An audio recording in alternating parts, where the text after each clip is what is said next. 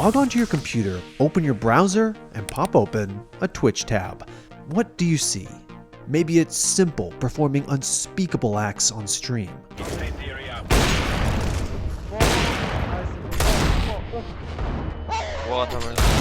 bloodlust one! Let's fucking go, boys! Or XQC directing his daily influx of rage at the most trivial thing imaginable. You're so bad! You're so... Maybe you're in the midst of discovering that there is such a thing as Farm Simulator esports. John Deere showing off here. Can they actually they do this? Careful. Go on, make it stick. This will be impressive. There's the count. Move. Lexo Fabio could. Oh, this is interesting. Oh, can they do it? Nice. Is it going to stick right up to the top? It could be that you're watching someone freak out. The fuck you say to me, you little shit! Or, sell out. My success did not come overnight. Now I want to defy barriers and change what it means to be a pro gamer. And hey, maybe you're just in it for the fan service. It's slightly better. I still don't like it though. Or somebody who probably shouldn't be streaming at all. I'm sorry that your grandma died. Rip grandma!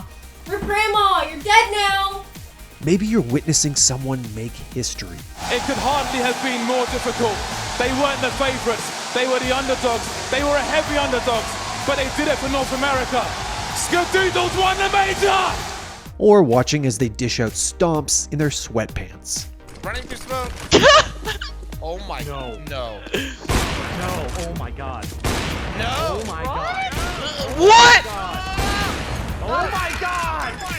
Whether you're in the mood for laughter, Hi everybody, do you have your pants on? Oh my god.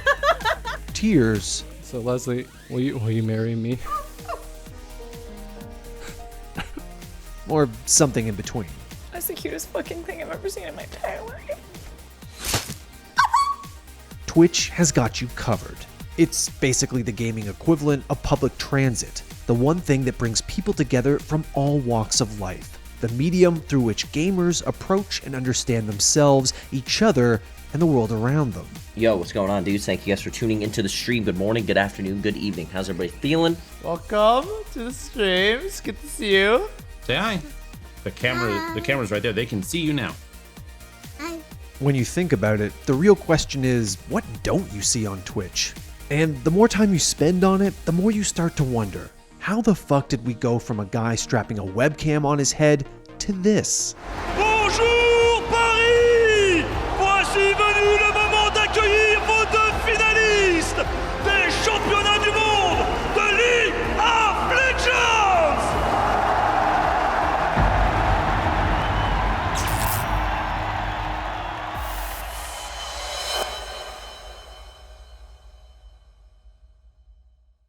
Like a lot of monumental technological advances, Twitch started with a group of dorky college kids and a crazy idea. What if someone were to live stream their entire life? That's what Justin Kahn wondered when in 2007, he and his friends launched an online reality show called Justin TV. Here with Justin from Justin.tv, which is a website that broadcasts your life live 24/7 from your point of view. That's right. At a time when mainstream reality TV was taking over the entertainment industry and YouTube was breaking down the boundaries to broadcasting, Justin's so-called life casting service took off. And then boom, all this press, right? A lot of hype because it was this real life Truman Show type thing. Right. But unlike YouTube, Justin TV was raw and unedited. You didn't need to know how to cut or curate a video. You just turned on a webcam, and before you knew it, you'd found a hassle-free, no bullshit way to put yourself out there. Typical shit. Don't say shit on my camera. Shit on your camera? Don't say shit on my camera. Shit on your camera. Stop That's it. what I say. I say shit Stop on your... the swears. What started as a way for Justin and his friends to document their exploits as freewheeling entrepreneurs quickly transformed into a highly popular streaming platform, one that caught the attention of both big-time media outlets. You know, if viewers are interested in this piece or more on web culture, check out MTV News blogs on the MySpace page or my own MySpace page listed here below. And some pretty big names. If the question was, if we had a chance, would we record a song with Hanson? Maybe. So how did Twitch spring from all of this? Well, as it turns out, if you're interested in seeing how a bunch of tech-savvy 20-somethings spend their time, you're going to see them do one thing pretty consistently: game. What we decided to do was go back to the drawing board and basically sit in a room and try to brainstorm ideas. And my co-founder, Emmett, came with his idea, and his idea was let's focus on the gaming content on our site. Justin TV's gaming content had got so popular, in fact, that in June 2011, the company launched its newly branded gaming-focused subsidiary, Twitch TV. From simple at-home streaming sessions to full-blown tournament coverage, by 2013, Twitch had cemented itself as the one-stop shop for both casual and competitive gaming. Esports kind of went from this thing that you sort of did in your free time, or you showed your friends and said, look how cool this could be. And all of a sudden it was on a screen broadcast to thousands of people with, casters and analysts and everything that you kind of always ever wanted from it. So it really helped sort of pick up momentum for esports across the board. Twitch allowed gamers with talent and personality to build celebrity like never before. From variety streamers like Soda Poppin' to pros like Doublelift to competitors turned educators like Day9, Twitch quickly became a haven for entertainment and self-improvement. I have grown up playing StarCraft. The things that I have learned by playing StarCraft have helped shape me so much. And I just want to do a big dedication to the community to just say, man, just be proud you are a StarCraft gamer. There is nothing more cool than being proud of the things that you love. It was also bringing esports into the homes of countless gamers across the globe. From Worlds to the International to EVO to the very first CSGO Major, Twitch played a crucial role both in birthing modern esports and bringing them to the masses. Here's the Summoners Cup. Let's give it up for SK.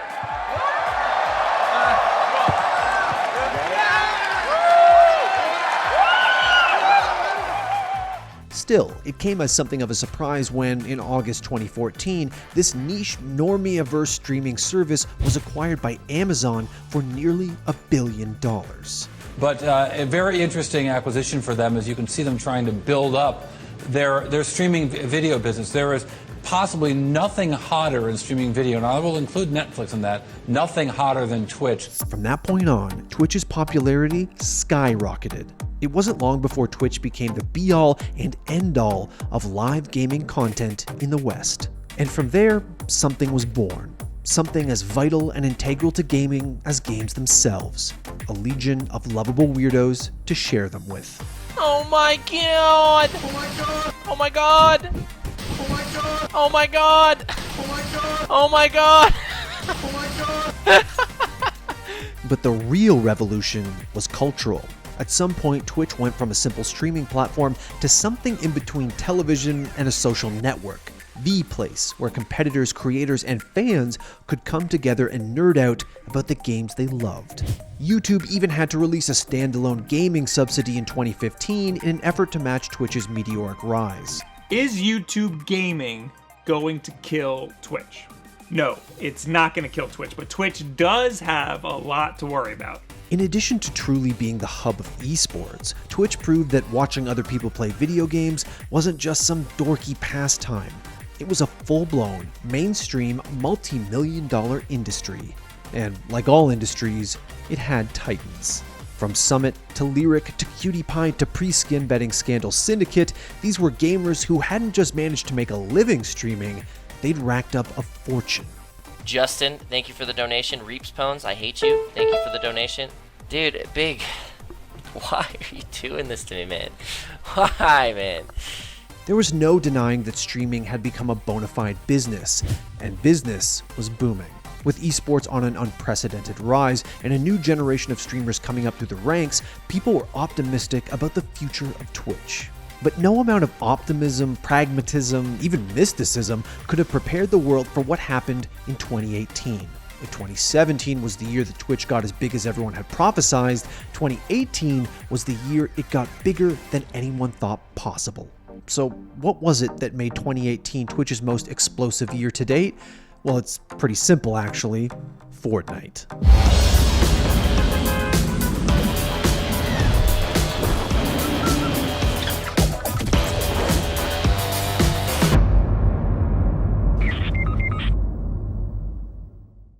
Now, Now, it started with battle royales in general, but it wasn't until Epic's cartoony spin-off that Twitch managed to reach new levels of insanity. Never in the history of Twitch had there been a single title that dominated nearly the entirety of the platform. But the real story was the cast of characters who'd gotten there first, who'd made a point of capitalizing on Fortnite's insane success. Doc, Tim, Lupo, Tfue, Shroud, and of course, Ninja. So how long have you been playing Fortnite or been a fan? Probably for about a month or two, maybe, something like that. Sam.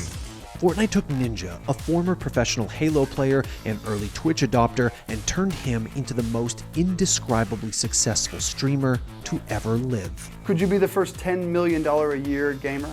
Definitely. But you must meet people who have no idea that people make money. It's rare. He'd redefined what it meant to make good money streaming.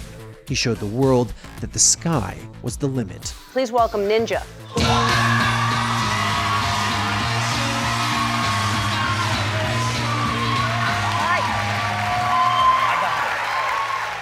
The issue was that in doing so, he'd helped Twitch become the very thing it set out to oppose, to go from edgy, underground, and countercultural to well-entrenched in the mainstream. A Fortnite-fueled chaotic mess in which the old was continuously being ousted by the new. There's gotta be a different fucking way for me to make it in the Twitch world than go down this fucking Fortnite line, man!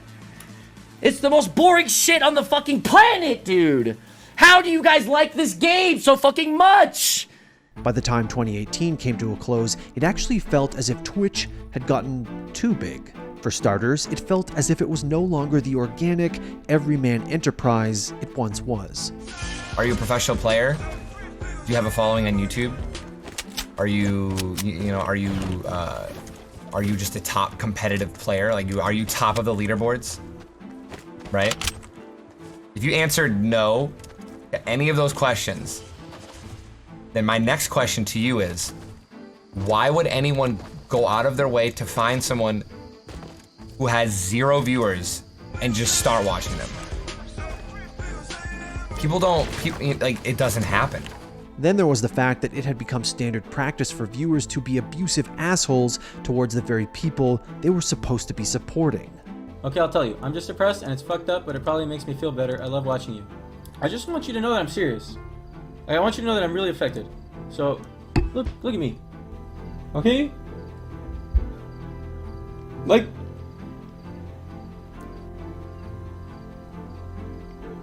Maybe you guys will stop.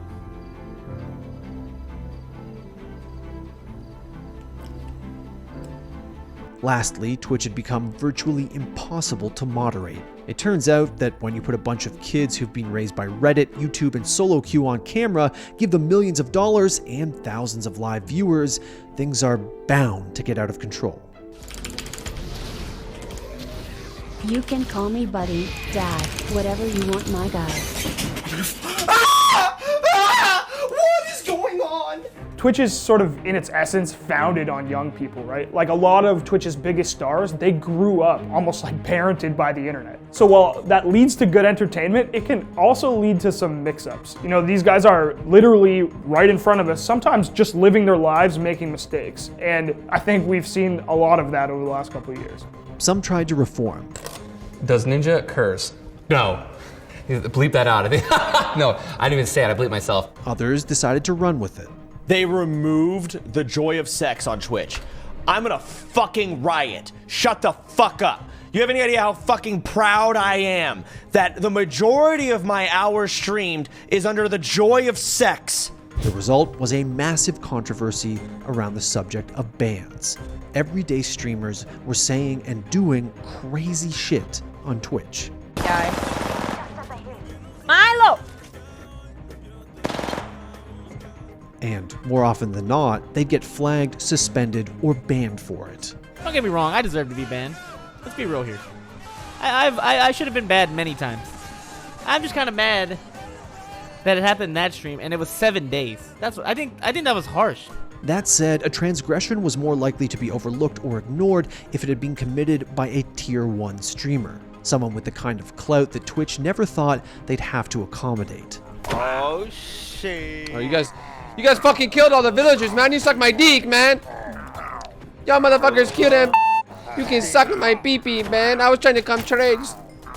Up-and-comers, on the other hand, were more likely to invoke a trigger-happy response, to get punished over something ostensibly inoffensive. For those who remembered my subathon, we had goals, and now I can't really wear those on stream because I feel like it would cause too much controversy, so... And in some cases, over nothing at all.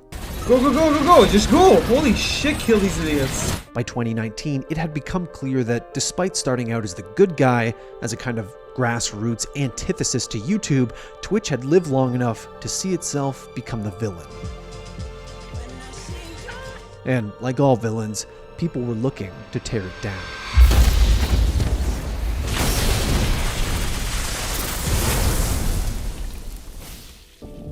Despite an unsuccessful launch in 2017, 2019 saw the rise of Microsoft's rebranded streaming platform, Mixer.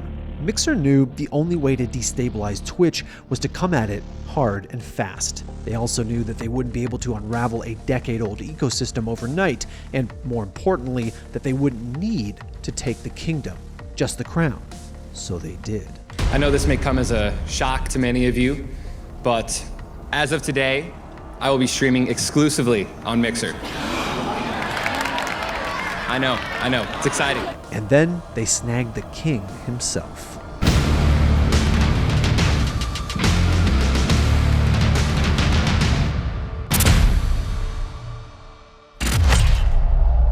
It remains to be seen whether Ninja and Shroud's departure will end up triggering a kind of mass exodus. What's clear is that there's only going to be more competition in the streaming space, and that Twitch might not always be at the center of it. I'm joining YouTube!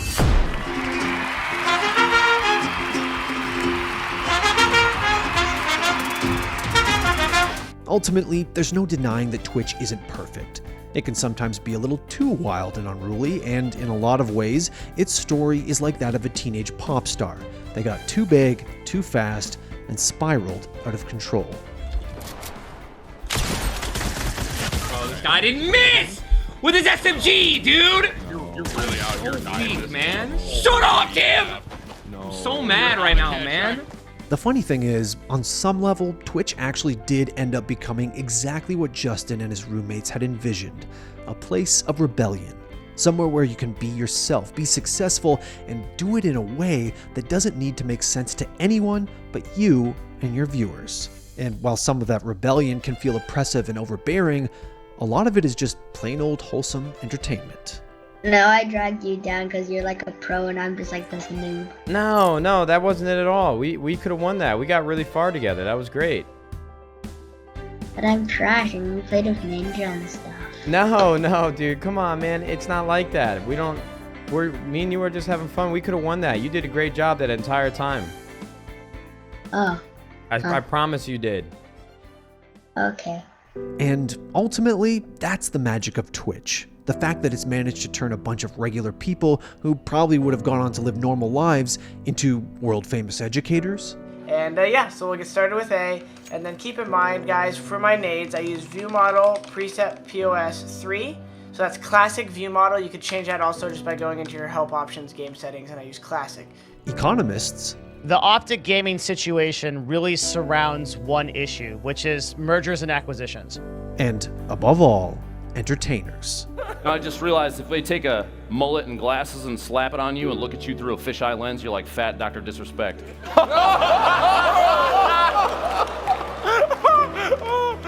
It's made champions out of those who choose to blow off conventional responsibilities, to chase the expectations they had of themselves, to give their heart and soul to this silly, stupid, beautiful thing that is gaming. I love League of Legends! I love League of Legends!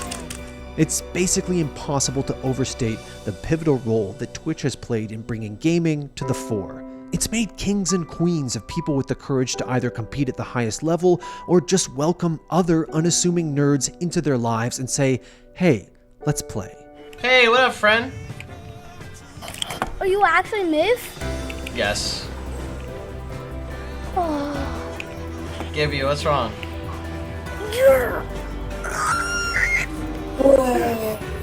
He's actually moved. It doesn't matter if you're a 12-year-old who just got home from school or an accountant on their lunch break. Twitch has made it so that anyone can open their browser, pop open a tab, and spend some time with someone they look up to. And for a lot of people, that's a really powerful thing. To start broadcasting, please click the large red button in the upper right-hand corner. If you have any questions, you can ask them at www.justin.tv/help. Have fun.